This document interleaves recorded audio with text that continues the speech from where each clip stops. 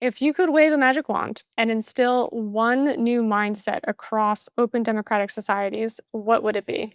Civic equality, that all citizens are civically equal, that we respect each other even when we disagree with each other. Welcome to What Could Go Right. This is Emma Varvalukas. I'm the executive director of the Progress Network, and I'm usually here with my co-host, Zachary Karabell, who is the founder of the Progress Network, but he is not available today. So it's just going to be me and our esteemed guest today. We are going to be talking to Brink Lindsey, who is a political economist and author and the senior vice president at the Niskanen Center. So he has a new book coming out that's called The Permanent Problem. It's not going to be out till January, but mark it in your calendars because it's sort of like a grand unified theory of what has gone wrong between the time in which we all thought that the world would just continue moving forward, that we would get richer, that we would get more tolerant, that we would get healthier, that we would get happier. All of those things seem to be going through a crisis period right now. So if you're looking around at the world and things kind of seem like a mess, from the crisis of liberal democracy to Americans struggling to get by or feel included in economic gain,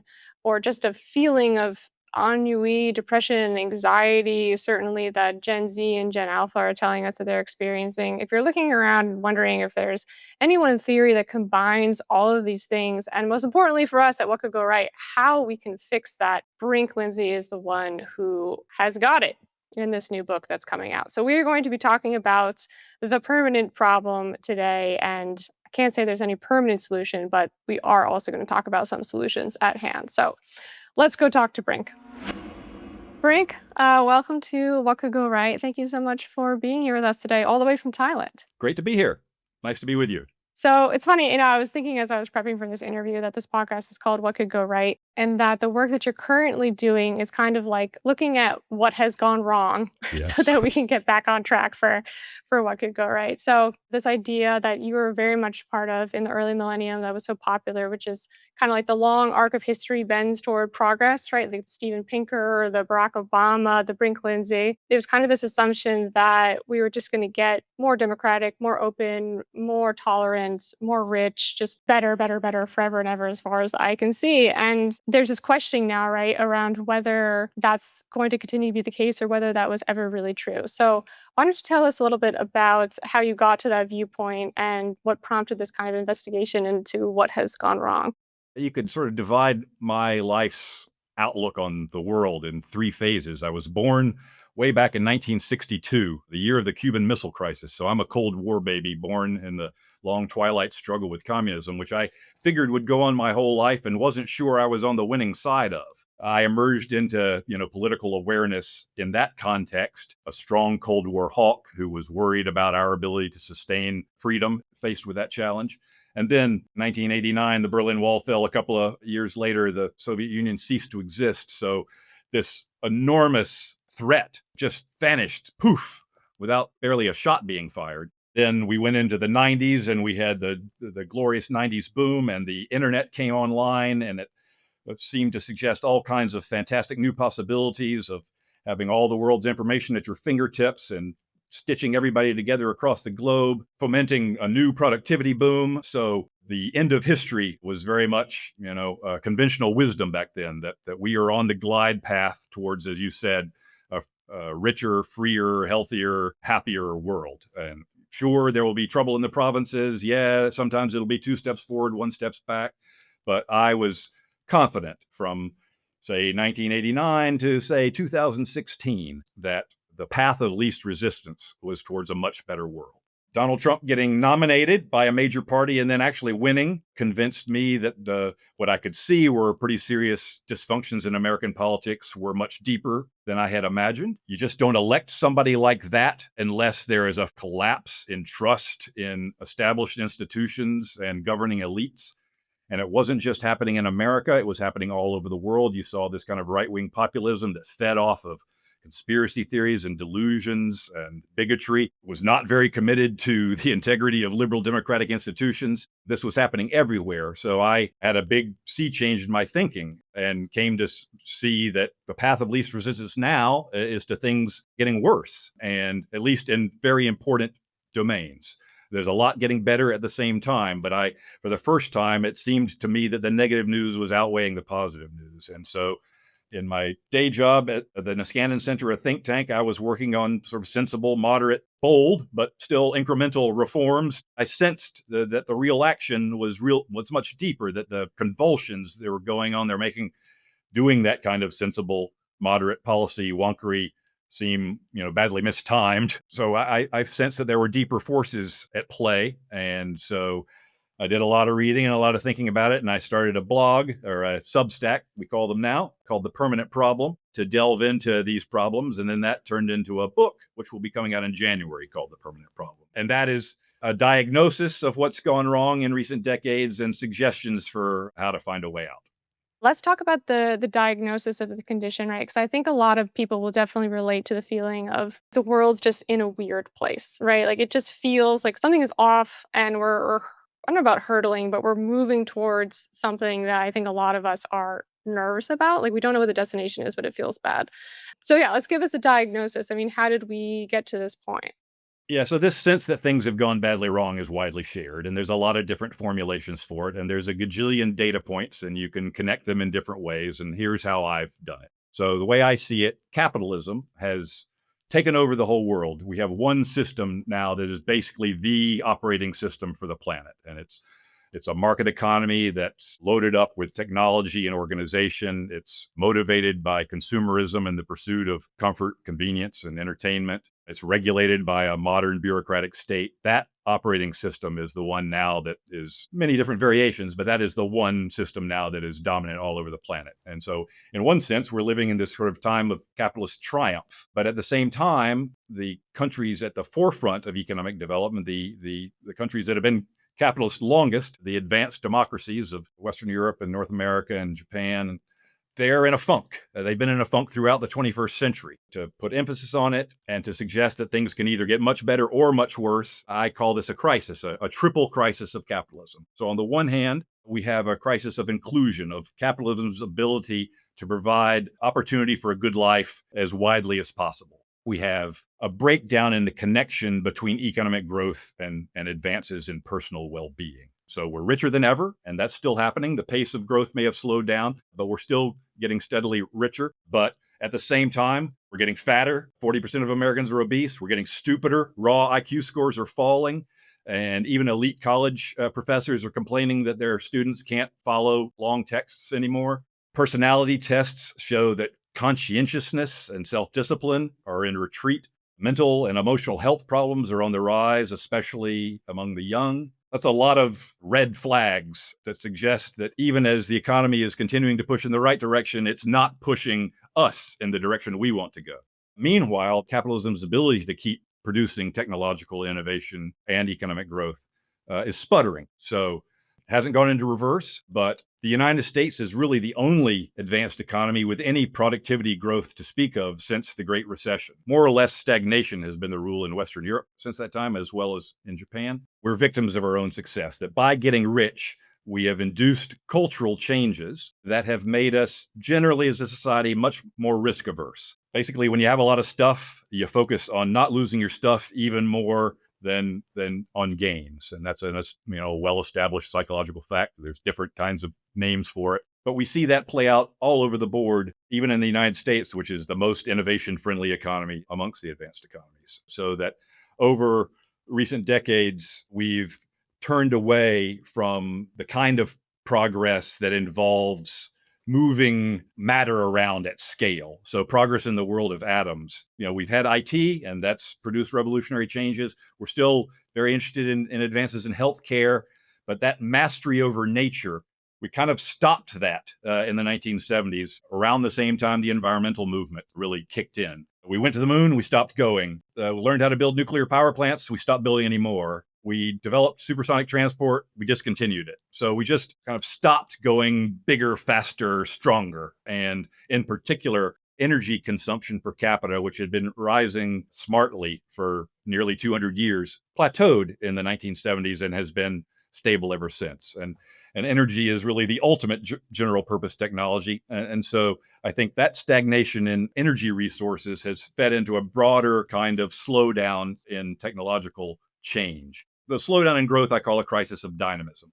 So finally, we have a crisis in politics. How do we deal with these other crises? Politics is the way that we solve collective problems, but our politics isn't upstream of all the changes that have been messing around with inclusion and dynamism. It's downstream of them as well, so it's caught up in them. Politics has become increasingly dysfunctional beyond our worries that liberal democracy is in peril. What is clear is that we don't have a politics that's serious and capable of dealing with the big looming challenges that face us right now. So a lot is going wrong. The way to think about things, to look for hopeful signs, first off, is there's such widespread recognition right now that things are going wrong. So we're not complacently stumbling towards the cliff. People are starting to freak out and realize that mistakes have been made and wrong turns have been made. And there's a lot of exploration now about how to get back on the right path. So we can talk about that later, about hopeful signs. But right now, the dominant forces these days, I think, are pushing us in unfortunate directions. So this is a lot to chew on, right? Like the triple crisis of capitalism, like that covers a lot of ground.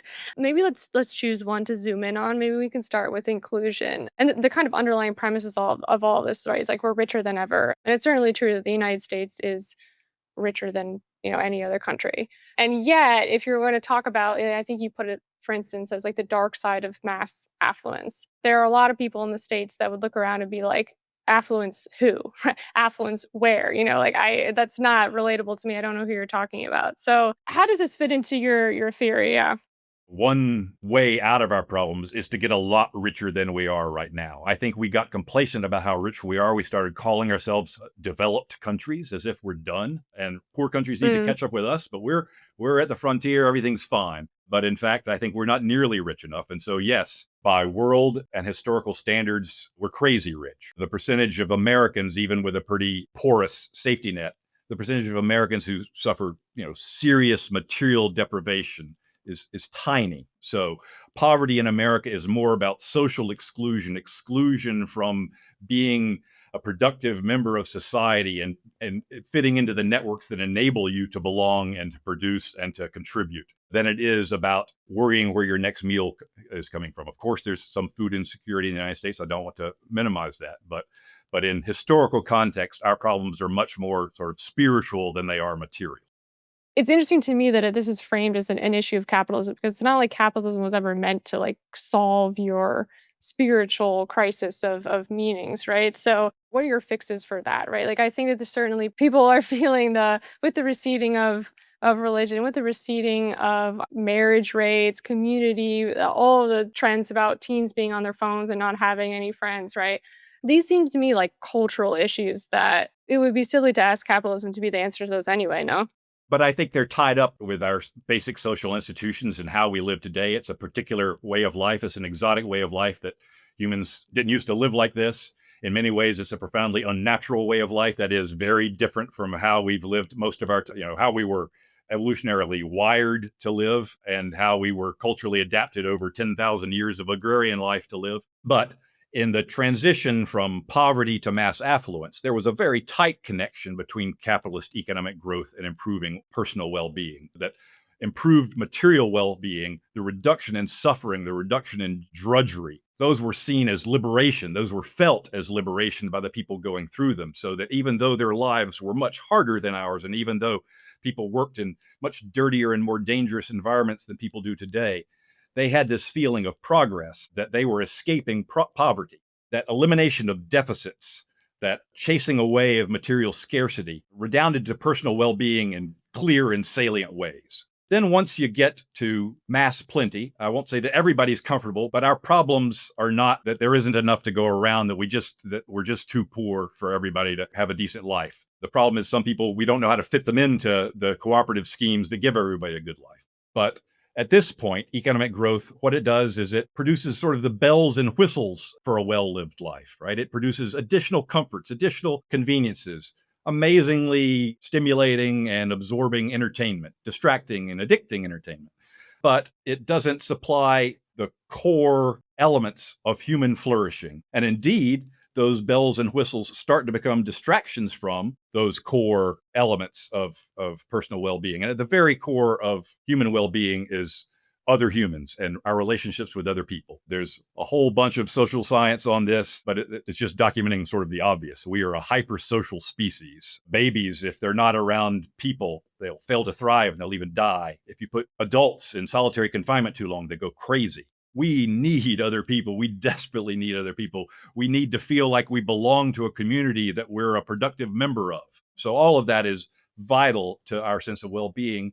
And our modern mass affluence consumerist lifestyle is in many ways hostile to those needs, or it has led us to ignore those needs to our detriment. It's getting easier and easier and easier to while away the time all by yourself, staring at a screen. So that's great. Nothing wrong with entertainment. It's awesome. But always, it's the dose that makes the poison. And I'm afraid these days we're overdosing on distractions that lead us away from those vital relationships, which are at the core of satisfaction and well-being and happiness. It's the dopamine addict argument, right? Like, instead of filling our time with worthy endeavors, we're, like, online shopping and online gambling and, like, watching porn and all. I mentioned obesity, and that's maybe Ozempic will cure this. So, and that's often the case that technology causes problems and then technology comes to the rescue.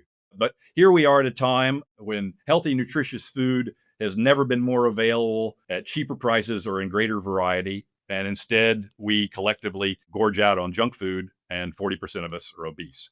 Likewise, now, thanks to the internet and AI, all the world's information is right there at your fingertips. Instead, we consume intellectual junk food to the point now where even elite Ivy League college students can't do the reading assignments that were normal way back in my day. I don't think we're doomed on these fronts. These are alarming trend lines. They have cashed out now in a lot of dissatisfaction, but I think there's a growing awareness of them all. And we've seen overshoots like this in the past where we've gone and corrected them. They say predictions are hard, especially about the future, but the surefire way to make a fool of yourself when predicting the future is to take current trend lines and just straight line extrapolate them out in the future. And so the fact that so many of those straight line extrapolations right now are pointing in very bad directions suggests to me Mhm. that maybe we're right around the corner from some big curves. How do you avoid talking about this where it's like I can imagine this being off-putting to some people listening in the sense of it's like, you've been given the world. You go on vacation, you have leisure time with your family, you have like you said, information at your fingertips, entertainment at your fingertips. Why aren't you happy? Or like, why are you so fat? Or what, you know what I mean? It can come off as like a really like a blame kind of thing when I don't think that you mean it like that.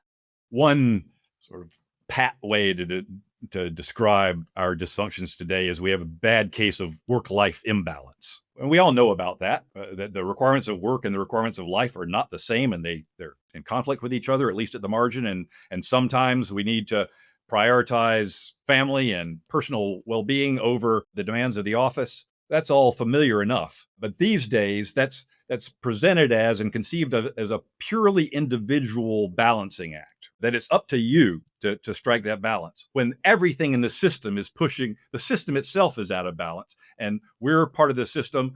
We're caught up in it. We can't escape the incentive structures that it imposes. So you want to make a stand. You think smartphones for kids is crazy, but all the other kids have phones, and your kid is excluded from connections and friendships because he's not online. So it's very difficult for one person to make a stand against the whole system when the system is oriented in a particular direction. So no, this is not about blaming individuals at all. It's about diagnosing ways in which our institutions are pushing us in the wrong direction and figuring out institutional changes that can be more consonant with well-being.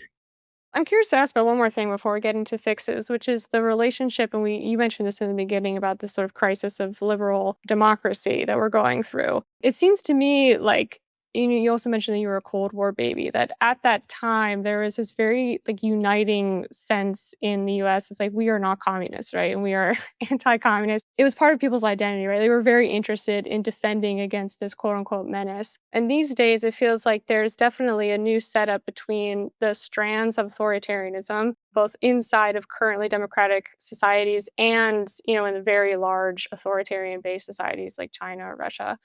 And we seem to have lost interest in defending ourselves against that. Or rather, we seem to have lost interest in defending the concept of a democratic society. Like, we've lost our faith in it completely.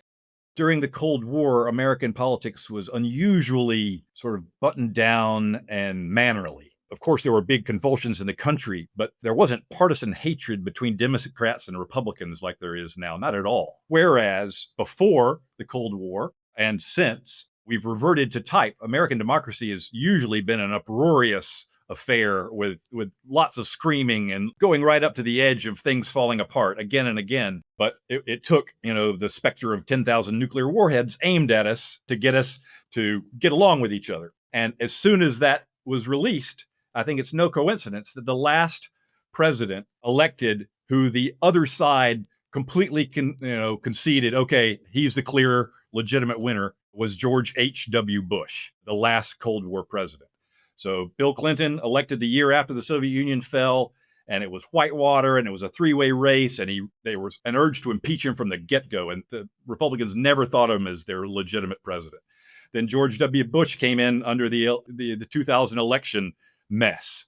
And so Democrats thought that the Supreme Court rigged things to give him the White House. Then Obama was elected, and we had the whole, birth certificate mess and birtherism.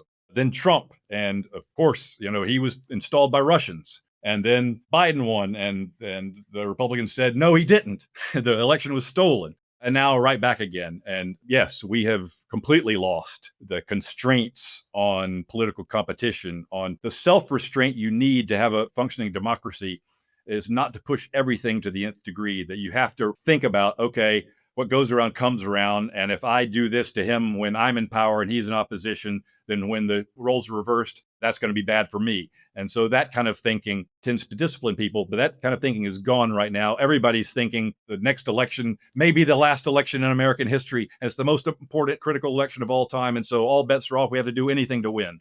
So that kind of extremism has taken hold, and it's very dangerous. There's plenty of self-inflicted wounds, right, that the United States has placed on itself.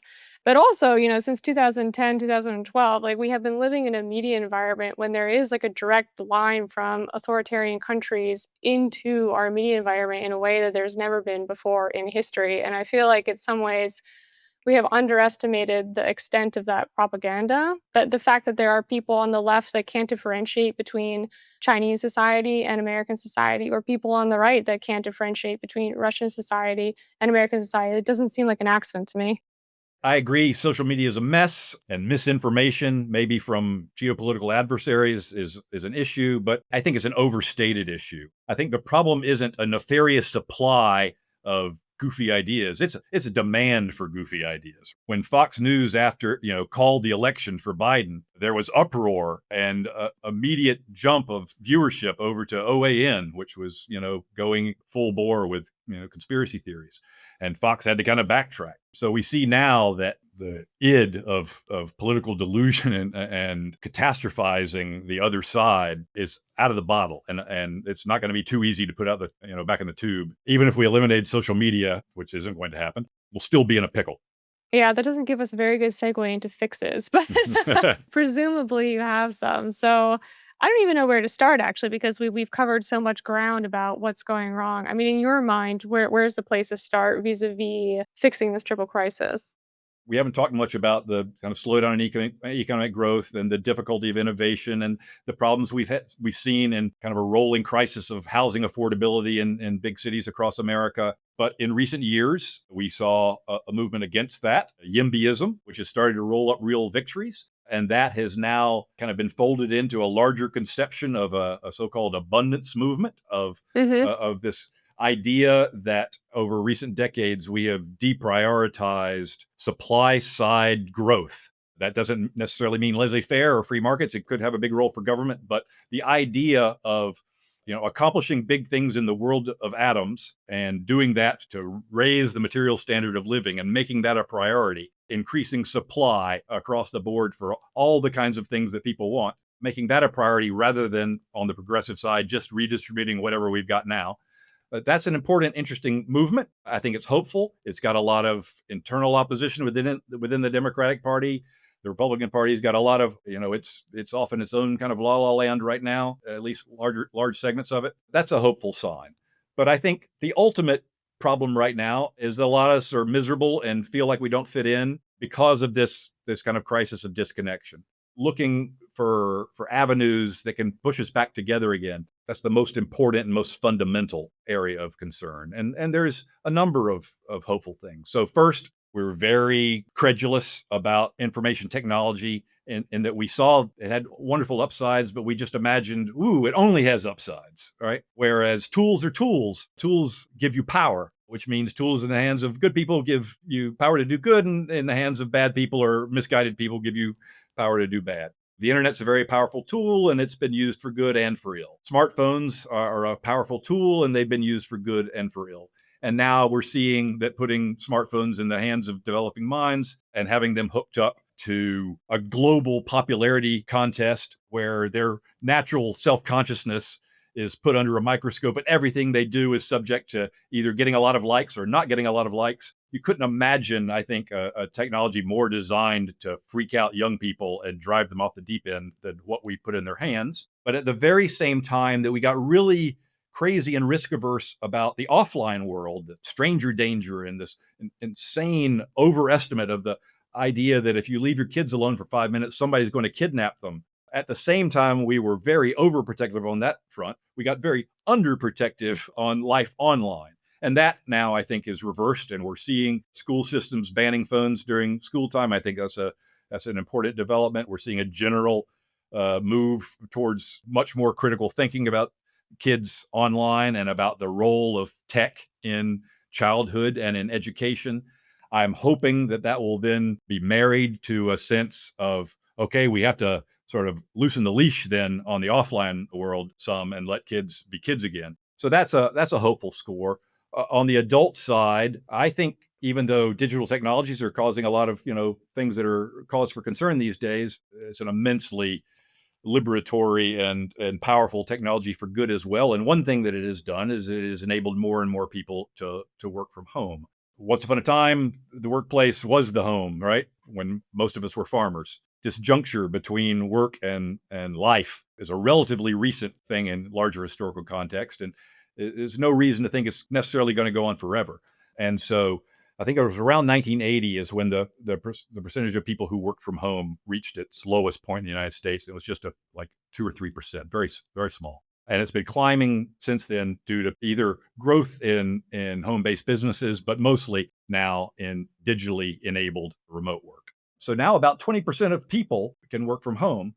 And then we have a larger hybrid workforce that works from home sometime. So that's relaxing constraints and enabling better work-life balance just directly, right? It means an hour less, 2 hours less commuting time a day or something like that. That's a possibility that's worth encouraging. And if we have more and more people working from home, that means they can live anywhere they want to, which means they can live with family and friends. And then once people are living in kind of blocks of people that they're connected to, all the kind of spontaneous possibilities for communal self-help just rise to the surface of homeschooling micropods like we saw during COVID, childcare for little kids, making that a lot less onerous than it is today when we're all sealed up in our one family bubbles. Taking care of grandparents instead of warehousing them in nursing homes. All of that becomes much more possible if our workplace is home and we're living with neighbors that are connected with us and that help us out. So I think there's a possibility of social life reconnecting communities enabled through digital progress. And that's something we should be pushing very hard because that's a very positive development towards sort of social reintegration at the face-to-face level. It's so interesting to hear you talk about remote work as a cure rather than a problem because I work remotely and most of the expat community that I see here in Greece also work remotely. And generally, when we talk about it, it's the difficulties of it, So right? right now, in present context, it's just one more thing that's disconnecting us, right? So once upon at least we had 5 days, 9 to 5 in an office where you had office pals and just the camaraderie of that. And if you're cut off from that, then yes, your life can really feel like you're in solitary confinement. So in its present day incarnation, yes, it's part of it can be part of the problem. But I think it opens up really important and exciting possibilities. That's again and again, when you look at history, you see great things causing problems, like the end of the Cold War causing our politics to fall apart. But then things that look bad can then produce possibilities that then can be seized. So I think work from home is one of those ones that right now maybe feels like it's pulling us all apart, but it's something that can help reconnect us over the longer term. It's interesting to me because some of my friends are like, okay, I need to go back to hybrid, at least hybrid work, right? Which is kind of a solution. And I do have at least one friend that moved to like a intentional remote work community. And that has provided her with a lot of solace, I think. Sometimes I think to myself, like, oh, you're just going to sound like a really weird, like hippie. If you're like, have you thought about moving into an intentional community? Right. It sounds odd. So that kind of thing is now they call it co-housing, right? Like it's a big deal in Germany. Something like 15% of the housing market is groups of people getting together with builders and planning a community for themselves. And it's, mostly single family houses, but with some common areas as well. So it's taking off in places around the world. There's now these kinds of co-housing apartment complexes or condos, garden apartment communities or townhome communities. They're starting to sprout up in cities around the United States. It's something that got really off the ground in the Bay Area just because of kind of hacker culture and young people living in hacker houses. And so that idea of living with non-relatives is something that just sort of grew out of the work environment there. But then people are saying, hey, this is kind of great, right? So most of us, we look back with a lot of nostalgia at our college days as some of the happiest times in our life because we lived, in walkable communities where we just ran into people we knew all the time, right? So we were face to face connected with people in a way you didn't have to plan. It was just spontaneous. And so the more we can have institutions that push us towards that kind of life again, I think the better off we'll be.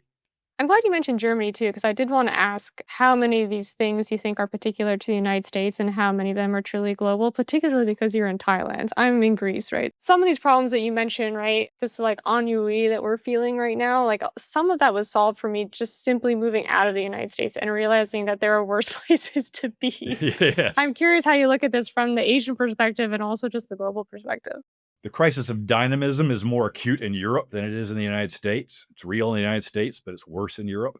I would say a lot of these problems of social breakdown and social disintegration are worse in the United States. We actually had falling life expectancy due to, opiate addiction for several years in a row. That's maybe worse in the United States than it is in other places. The politics, who's worse, depends on what year you're talking about, but that fluctuates. I'm trying to tell a kind of a global story about the rich democracies, but there's a lot of variation within that story.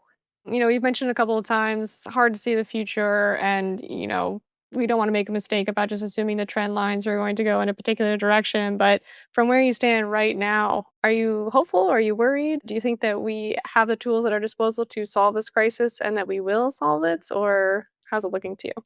I'm hopeful and worried. Yes.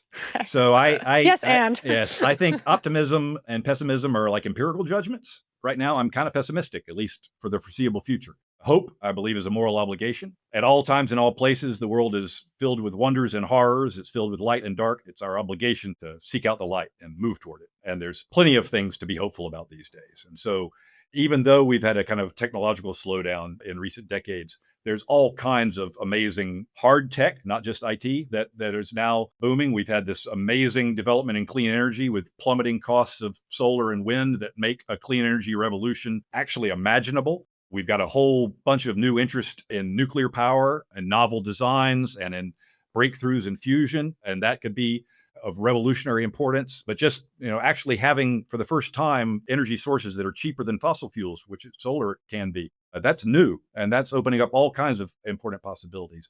Of course, we have continuing, miracles going on in healthcare, mRNA vaccines, which were miraculously intervened on COVID, despite the craziness in America where we have, anti-vaccine sentiment right now. They look like they could have application on a whole bunch of other kinds of fronts, maybe different cancers and so forth. So that's great. AI, already we can see some downsides to it, but the upsides are obvious, and the possibility of turbocharging scientific and technological progress are clear. We could get a lot richer. And then if we get a lot richer, that means a lot of us, more of us could be independently wealthy than we are today. We've had an ongoing trend of declining lifetime working years. Since the 40s, it's taken, first it took the form of a decline in the working week, from 60 or 70 hours down to 40 hours a week. But now we're shrinking the working life as later entry into the workforce and longer retirements. But if we get a lot richer than we are today, we could push towards much shorter working hours than we have today, which relaxes a lot of these work-life balance problems, makes it a lot easier to have that work and life fused in the way that I'm talking about, where significant fraction of the people maybe just work, part-time, or work in their 20s or early 30s and then retire early, or work intermittently over the course of their life. So you could have this wall between work and life become increasingly permeable the richer we get. And that will relax a whole lot of these social disintegration problems. So yes, I think there is a human nature. At the core of it is that we're social animals who need each other. That's not going away. So I think there's a pull towards the call of nature, and we're feeling it right now. We're feeling disconnected and freaked out and like that something's wrong. And so that's pulling us towards the light. Culturally, we're seeing those, the seeds of possible renewal. And technologically, economically, we see all kinds of dazzling possibilities that could help facilitate that cultural renewal. So yes, there's plenty of grounds for hope. Yeah, and most importantly, as you say, the alarm bells are ringing, but we are responding to alarm bells. It's not like the alarm bells are ringing and everyone, well, sometimes it does seem this way, but Yeah. I Yes, like yeah. that you're pointing out that in fact we are trying to listen to them. I think so. The widespread, sense that things have gone wrong is what you would expect in the early going of a turnaround. I love that as an ending note. So, Brink, thank you so much for coming on and speaking with us. And just a reminder to everyone that the book is coming out in January and it's called The Permanent Problem, right? That's right. So keep that in mind, everyone. Thanks so much.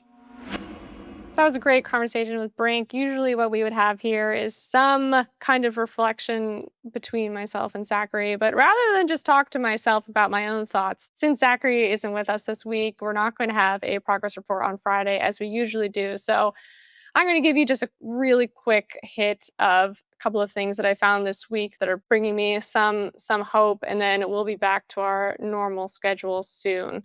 So, what do we have for you this week? We have leukemia, which is the most common cancer in children, is actually waning. There's a new study that came out that between 1990 and 2021, both the total number of cases of leukemia and the number of deaths decreased, as well as the rate of incidence and the mortality rate and the likelihood of causing lifelong disability across all age groups. Basically, by whatever metric that you want to measure leukemia, all of those things are declining, which is fantastic, really, really fantastic. Next thing, despite what RFK Jr.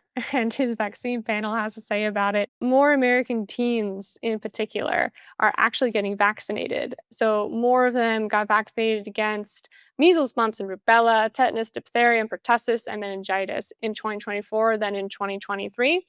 The only vaccine, or common vaccine, shall we say, that hasn't seen a big uptake, but it has remained steady is the HPV vaccine. And I'll use this time here just to tout the HPV vaccine a little bit, which is, if you haven't gotten it, you really should, if you're a woman in particular, because it might be the thing that wipes out cervical cancer from this earth. So just going to throw that out there and you can do with it what you will. That being said, I'm not a doctor. Last but not least, for the first time ever, a woman in Africa may be cured of HIV. If you are following how many people in the world are cured of HIV, which you most likely are not, there's about 10.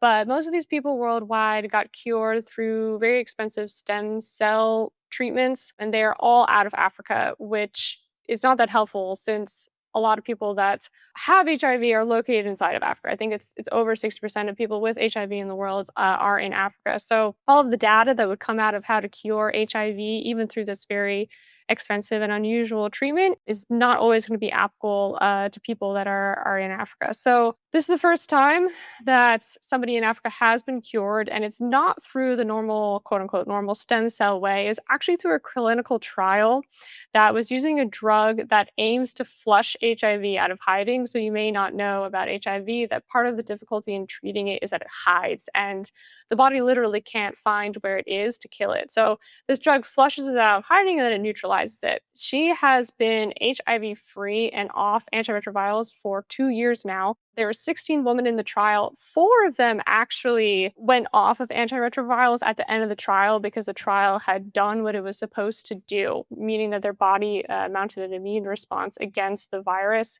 But 3 out of those 4 women elected to go back on antiretrovirals for various reasons. One, because she got pregnant and she was worried about transmission to her child. Another, because she was starting a job, and again, she wanted to make sure she was on antiretrovirals. But the one woman that did stop taking them completely now for 2 years is still HIV free. And of course, we don't know about the other 2. I'm sorry, of the 4, there was one where the HIV did resurge. So there's 3 of them where it could have been possible that they remained HIV free. 2 of them, like I said, went back on antiretrovirals, so we cannot be sure, but there one remains HIV free off antiretrovirals. And of course, scientists are going to be looking at the data now between her, the rest of the 16 women in the trial, and seeing what the difference are between her immune system and her body and theirs, so they can kind of figure out a way forward from here. So very interesting stuff, and good for her. I feel so happy about this woman's life, right? I mean, what a dramatic change in circumstances. So that's what I have for you today. Hopefully, I don't know if it'll completely scratch your progress report itch, but hopefully it did just a little bit. So thank you for the Podglomerate for producing this podcast as per usual. Thank you to everybody for giving us a listen, and we will be welcoming Zachary back with open arms whenever he returns to us. So in the meantime, I hope everyone's having a great start to their September, their autumn, their school year, whatever it is that you are going through now.